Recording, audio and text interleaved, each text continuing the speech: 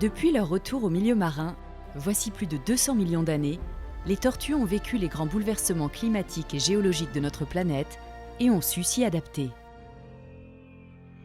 Mais l'homme, par ses activités, leur a imposé de nouvelles épreuves à un rythme effréné, au point que depuis un demi-siècle, des populations entières ont été décimées et certaines espèces sont au bord de l'extinction.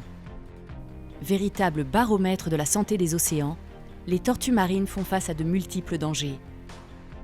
Le braconnage, la pêche accidentelle, les filets abandonnés dans lesquels elles sont piégées et se noient, les sacs et débris de plastique qu'elles ingèrent et qui bloquent leur système digestif, les collisions avec les bateaux qui leur provoquent de sévères blessures. L'homme s'est également accaparé une partie de leur territoire à travers le développement touristique, l'urbanisation de certaines plages de ponte, la pollution lumineuse qui désoriente les bébés tortues, lesquels ne trouvent plus le chemin de la mer. Les tortues sont agressées de toutes parts, et c'est l'ensemble de leur cycle de vie et de reproduction qui est impacté. Comment faire en sorte que la santé des océans soit meilleure et que les tortues puissent mieux vivre dans ces océans? Ça, c'est le cœur même de la mission de l'Institut océanographique. Nous organisons des rencontres pour que les différents centres d'études et de protection des tortues marines puissent se mettre en commun.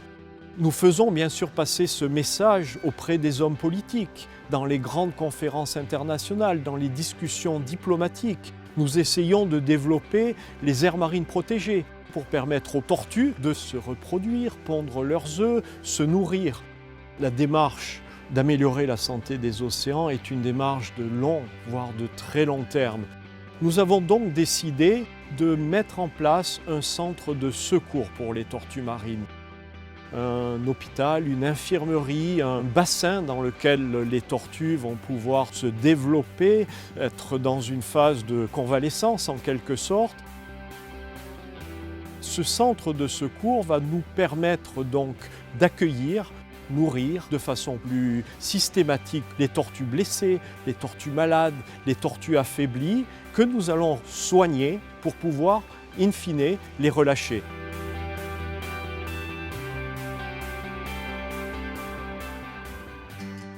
L'Institut océanographique œuvre de longue date à la sauvegarde des espèces menacées et notamment des tortues marines.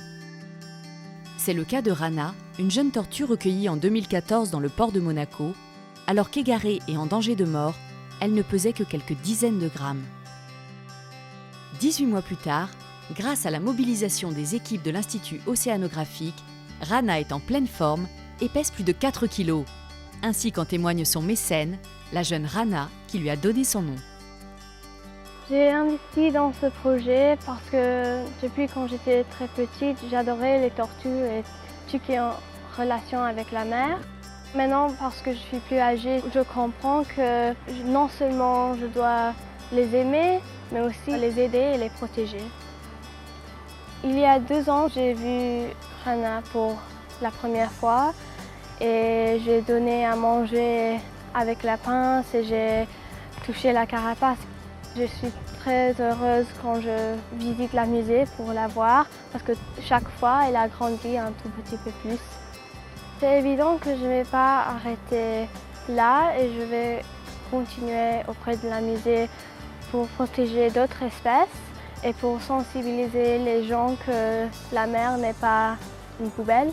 Vous l'avez compris, l'Institut océanographique a un rôle extrêmement important à jouer pour la protection des océans.